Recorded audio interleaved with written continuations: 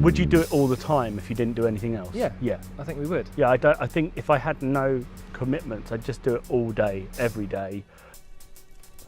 The reason I started mountain biking in the first place is it's literally my parents did, so I kind of ended up starting riding bikes. I mean, yours didn't, did they? No, I didn't at all. I didn't even like mountain biking. No, that is true. You thought it was too easy. I grew up riding BMX. I grew up riding what I thought were real bikes.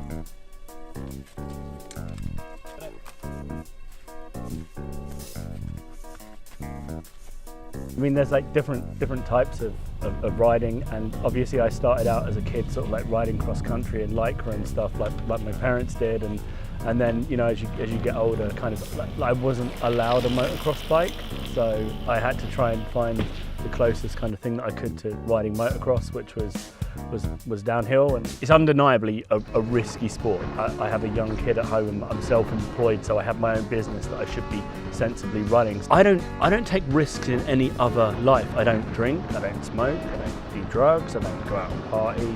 I don't have, like, you know, any sort of weird aggressive tendencies or anything, but I think everyone needs something that they do that has an element of risk.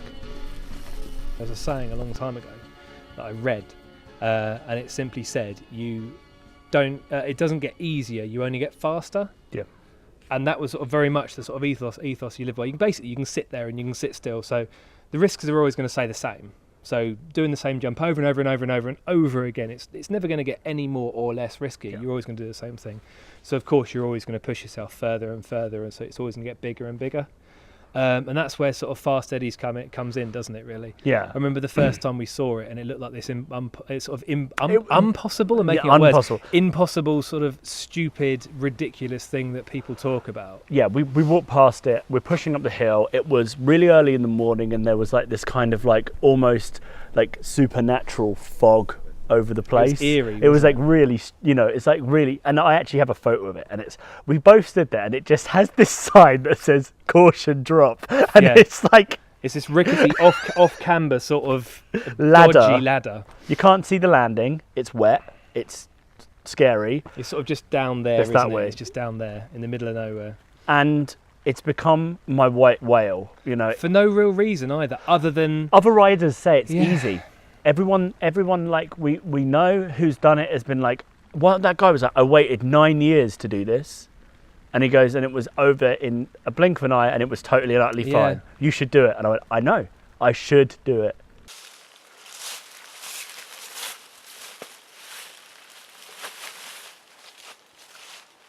I think the most frustrating thing about it is that it's like, it's purely psychological. Like in the background, I can just hear people falling over trying to walk up here. Just sitting down again. That was so much fun.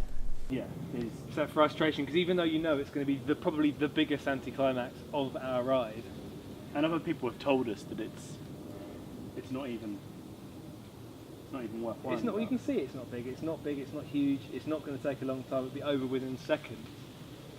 But there's always an excuse, isn't there? Yes. Like, it's either that it was too dusty and now it's too wet. It's too many leaves. Too many leaves. That slat's broken. That slat has broken.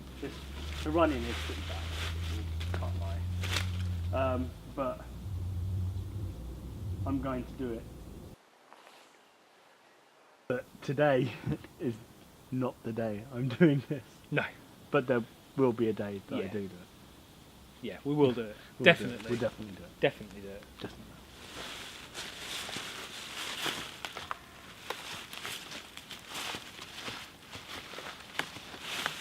We'd gone cross-country running. Yes. And we said this would be easier if we had bikes. I think until injury permanently prevents me from doing it, I will ride.